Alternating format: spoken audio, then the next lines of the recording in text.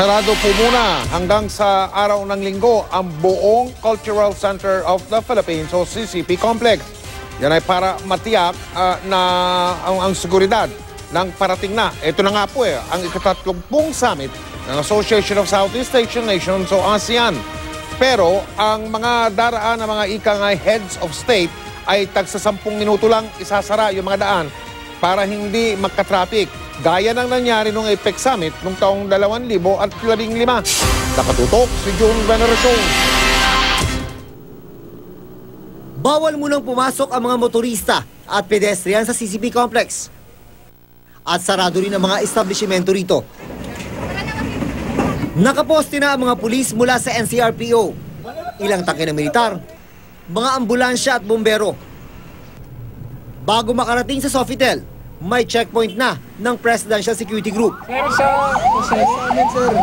wala kasi yan, pinari pinapasok, sir. Pag sinabing lockdown, it's all closed and it will be controlled by the Presidential Security Group.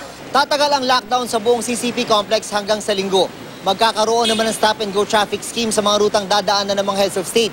Kaya asahan na raw ang konting abala sa mga motorista. Nasa 10 minuto lang isasara ang mga rutang daraanan ng mga heads of state. Hindi gaya sa APEC Summit noong 2015 kung kailan nagka-traffic-traffic. Mahigpit na binilin ng ating presidente, no? Dahil ayaw niyang maabala or inconvenience that put inconvenience to to the commuting public. Pero ang mga maagang nagsakripisyo para sa ASEAN Summit ay ang nasa 3,000 pulis. Mula pa lang na ma-deploy sila noong Lunes, wala man lang portalet sa kanilang pwesto at supply ng tubig. Tinugunan ito ng NCRPO. Kulang na kulang. Baka may ma-heat stroke dito na ating mga members ng CDM contingent natin. Muling giit ng PNP, walang banta sa seguridad ng ASEAN Summit. Naniniguro lang sila kaya pati mga tangke at anti-aircraft gun ay pinakalat na rin. Wala pa namang nakikitang dahilan ang Security Task Force para gumamit ng signal jammer.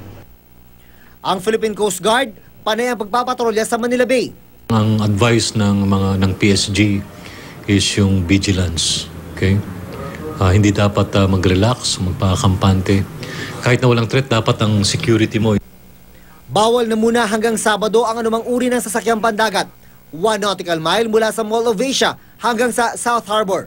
Pero karaniwang hindi umaabot sa maliliit na mga isda ang notice to mariner.